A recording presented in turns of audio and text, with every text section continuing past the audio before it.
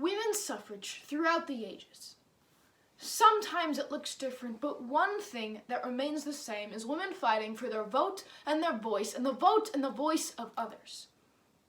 My first piece was an excerpt of an essay written by Mary Wollstonecraft in the late 1800s, A Vindication on the Rights of Women.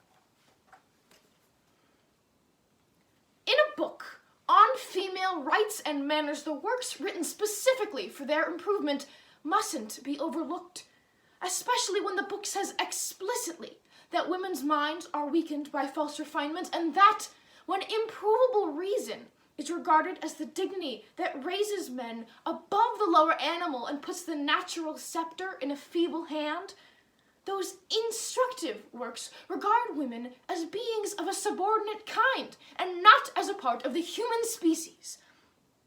In the government of the physical world, it is observable that the female is, so far as strength is concerned, inferior to the male. This is the law of nature, and this physical superiority can't be denied. But men, not content with this natural preeminence, tried to sink us lower still. I am aware of an obvious inference from every direction. I have heard protests against masculine women.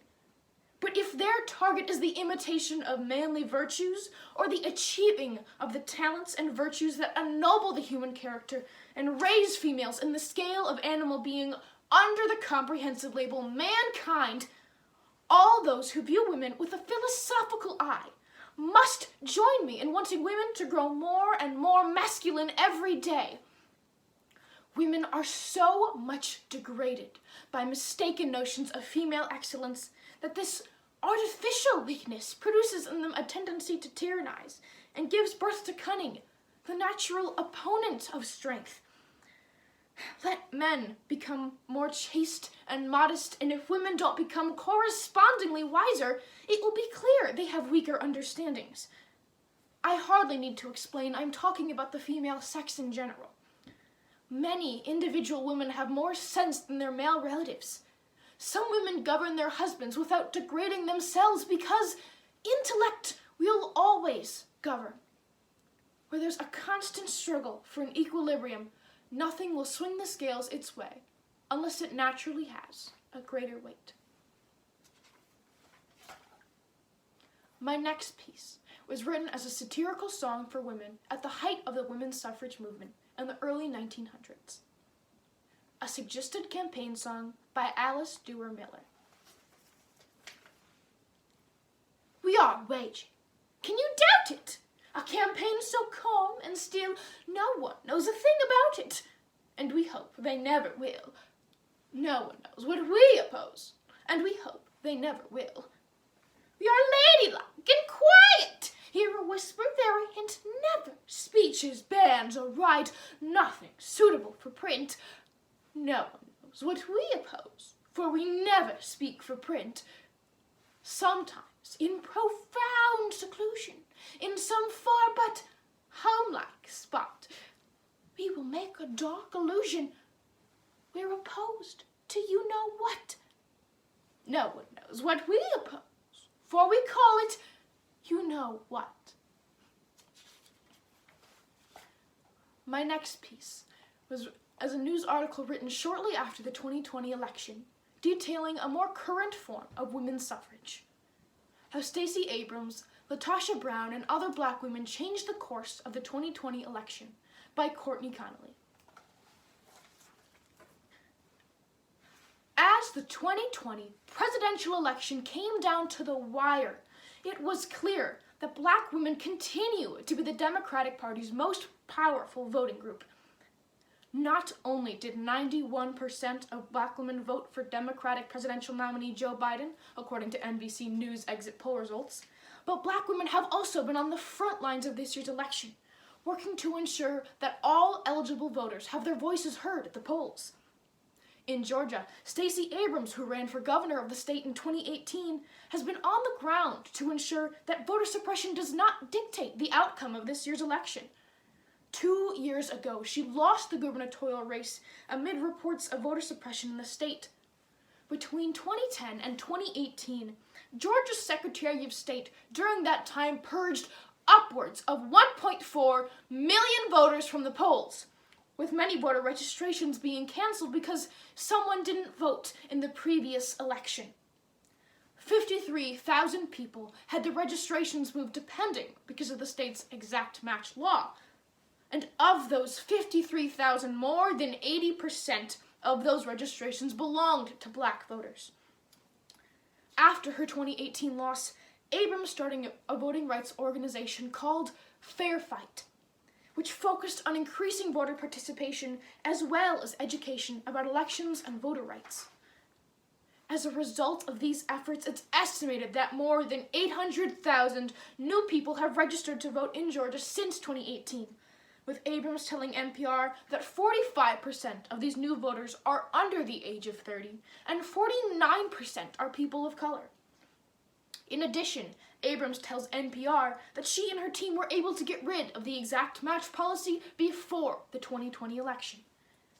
Similar to Abrams, LaTosha Brown, co-founder of the Black Voters Matter Fund, which works to increase voter registration and turnout and expand voting rights policies, used an election loss to fuel her desire to create change.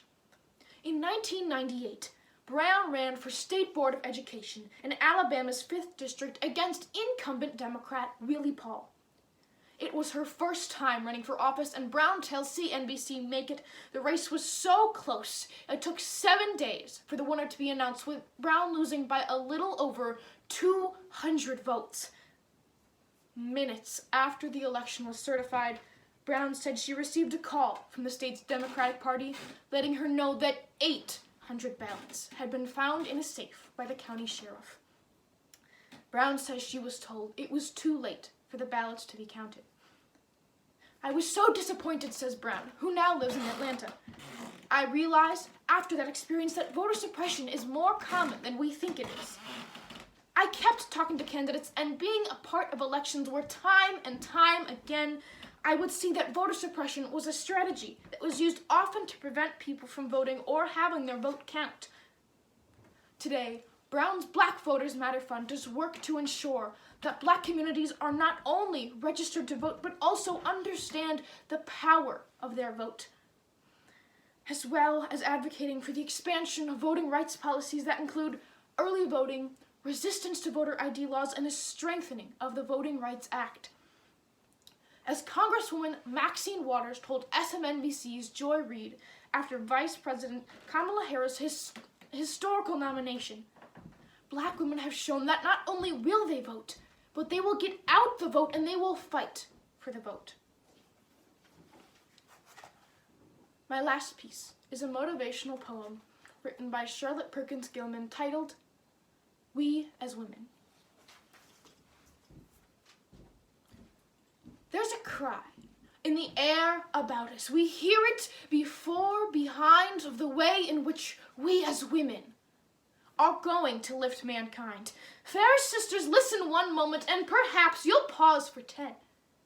For the business of women as women is only with men as men, but to elevate public opinion and to lift up erring man is the work of the human being.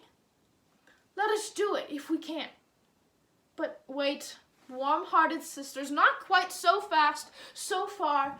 Tell me how we're going to lift a thing any higher than we are. We are going to purify politics and to elevate the press. We enter the foul paths of the world to sweeten and cleanse and bless, to hear the high things we are going to do and the horrors of man we tell. One would think we as women were angels and our brothers were fiends of hell.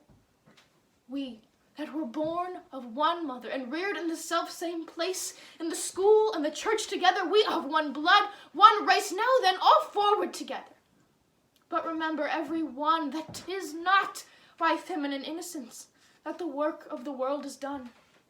The world needs strength and courage and wisdom to help and feed. When we as women bring these to man, we shall lift the world indeed. Thank you.